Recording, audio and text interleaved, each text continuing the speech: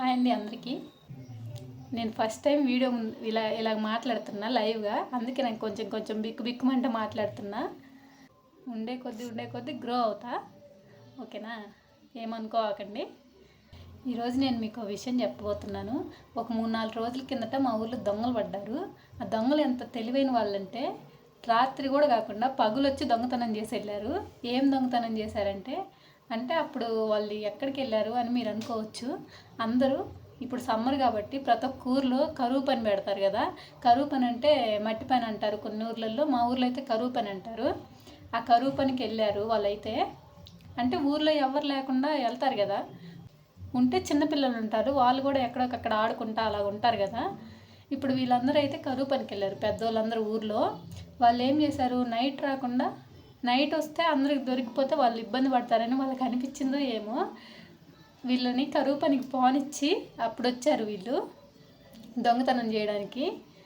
వాళ్ళ ఇంట్లో ఏమేమి పెట్టుకున్నారంటే 5 సవర్లు నల్లపూసలు తాడు పెట్టుకున్నారంట, ఇంకా 3 సవర్లు నక్లీస్ అంటారు కదా అది పెట్టుకున్నారంట. బీరువాలో పెట్టారు ఇవన్నీ. 1,30,000 దాకా డబ్బులు పెట్టారంట. ఇవన్నీ బీరువాలో పెట్టుకొని వాళ్ళు కరువు పనికి వెళ్ళారు. వాళ్ళు వచ్చేసరికి బీరువా తాళాలు పగలగొట్టి వీళ్ళైతే డబ్బులు అవన్నీ తీసుకొని వెళ్ళారు. ఇప్పుడు నేను చెప్పేది ఏంటంటే, పట్నం అయినా సరే పల్లెటూరు అయినా సరే బంగారం అనేది జాగ్రత్తగా పెట్టుకోవాలి. మాక్సిమం ఇంట్లో పెట్టుకోకుండా ఉండడానికి ట్రై చేయాలి. అన్నిటికన్నా సేఫెస్ట్ ప్లేస్ ఏదన్నా ఉందంటే అది బ్యాంకే. బ్యాంక్ లో మాత్రం ఖచ్చితంగా పెట్టుకోండి. ఇంట్లో ఉంచుకొని పోగొట్టుకొని బాధపడే కన్నా అదైతే మంచిది కదా. ఈ రోజుల్లో మనలాంటి మిడిల్ క్లాస్ వాళ్ళు బంగారం కొనాలంటే ఏదో మిరాకిల్ అయితే జరగాలి. అందుకే ముందే జాగ్రత్త పడడం మంచిదని మీకు ఈ విషయం చెప్తున్నా. అసలుకే గోల్డ్ రేట్ చాలా ఎక్కువగా ఉంది కదా, పోతే ఒకసారి కొనుక్కోలేం మళ్ళీ కూడా. అయినా కరువు పని పెట్టేది కూడా మా ఊర్లో 7 నుంచి 9 దాకా, లేకపోతే 10 దాకా అలా ఉంటుంది కదా. ఈ టైం గ్యాప్లోనే మనుషులు తిరుగుతూ ఉంటారు కూడా. కాకపోతే వాళ్ళ ఇల్లు ఏంటంటే చాలా చివర్లో ఉంటుంది, మెయిన్ రోడ్లో కాకుండా. చిల్ల చెట్లు అవన్నీ ఉంటాయి అన్నమాట. ఇల్లు ఉండే దగ్గర చిల్ల చెట్లు ఎక్కువగా ఉంటాయి. వాళ్ళకి అన్నిటికన్నా బెనిఫిట్ ఏంటంటే వాళ్ళ ఇల్లు చిల్ల చెట్లల్లో ఉంటుంది. చిల్ల చెట్లు చుట్టూరు, వాళ్ళ ఇంటి చుట్టూరు ఉంటాయి. వాళ్ళ ఇల్లు చుట్టూరు కూడా ఇల్లులు ఉన్నాయి, కాకపోతే అక్కడ మనుషులు మాత్రం ఎవరు లేరు. అందరూ వెళ్ళడం చూసి వాళ్ళన్నీ గమనించుకొని అప్పుడు వచ్చి దొంగతనం చేశారు. వాళ్ళ ఇంటికి ఉన్న తాళాలు, బీరువా తాళాలు మొత్తం పగలగొట్టి దాంట్లో ఉన్న గోల్డ్, ఇంకా 1,30,000 ఎంతో డబ్బులు ఉంటే అవి కూడా తీసుకెళ్లారంట. పోలీసులు కూడా వచ్చారు అని ఎవరికి తెలియలేదు.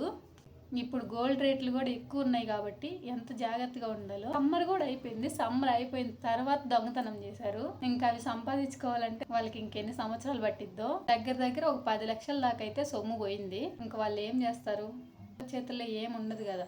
ఇలాగే 2020లో నాదొక గోల్డ్ చైన్ పోయింది. ఊర్లలో బ్యాన్ని కాలవడానికి వస్తారు కదా డ్రైవర్లు, మాకు అలా కాలవడానికి వచ్చిన అతనికే దొరికింది అది. ఆ చైన్ అతనికి దొరికిందని మాకు ఫస్ట్ లో తెలియలేదు, చాలా రోజుల తర్వాత తెలిసింది. ఆ చైన్ అతను మెల్ల వేసుకుంటే మేము ఎక్కడ కనుక్కుంటామని ఆ చైన్ జడగొట్టి వేరే చైన్ చేయించుకొని ఊరికి వచ్చాడు. వాడికి దొరికుంటది అని మా అమ్మ ఫస్టే అన్నది, కానీ మేము మన దగ్గర ఎప్పటి నుంచో డ్రైవర్ గా చేస్తుంది కదా, ఇట్లా చెయ్యలే అని మేమే చెప్పాము మా అమ్మకి. లేదంటే మా అమ్మ అప్పుడే అడుగుండేది వాడిని. నా చైన్ పోయిన తర్వాత కూడా నేను అతని దగ్గరికి వెళ్ళి అడిగా, అంకుల్ మీకు చైన్ దొరికిందా అని. వాడు మాత్రం నాకు దొరకలేదు అని చెప్పాడు. తర్వాత సంవత్సరమే వాడు చైన్ చేయించుకొని వచ్చాడు. నాకు ఇన్ని రోజుల వరకు తెలియదు. 2020లో నా చైన్ పోతే 2024లో తెలిసింది మాకైతే. అప్పుడే గాని తెలుసుంటే ముందే అడిగేవాళ్ళం వాడిని. ఎలాగోలా మా చైన్ మేము దక్కించుకునే వాళ్ళము. ఎంతో కష్టపడితే గానీ ఆ చైన్ రాలేదు. అలాంటిది వాడి చేతుల్లోకి ఊరికే వెళ్ళిపోయింది. ఆ చైన్ తెగిపోయి పడిపోయినా అంత బాధేసేది కాదు, కొక్కెం ఊడిపోయి పడిపోయింది.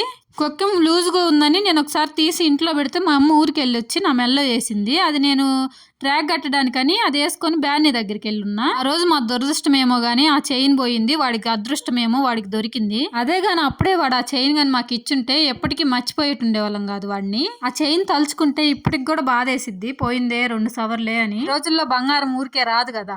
2 సవర్లు కొనాలంటే తలకిందులకి తపస్సు చేయాలి మళ్ళీ. దీన్ని బట్టి నేను చెప్పాలనుకుంది ఏంటంటే ఎవరి మీద అంత నమ్మకం పెట్టుకోకూడదని. అదే గాని మా అమ్మ అడుగుతా అన్నప్పుడే అడగనిచ్చి ఉంటే మా చైన్ మాకు ఉండేది కదా, మేమే అడగనీయకుండా చేసాము. అతను అలా చెయ్యడు, ఖచ్చితంగా చెయ్యడు అని నేను, మా నాన్న, మా అక్క అందరం చెప్పాము మా అమ్మకి.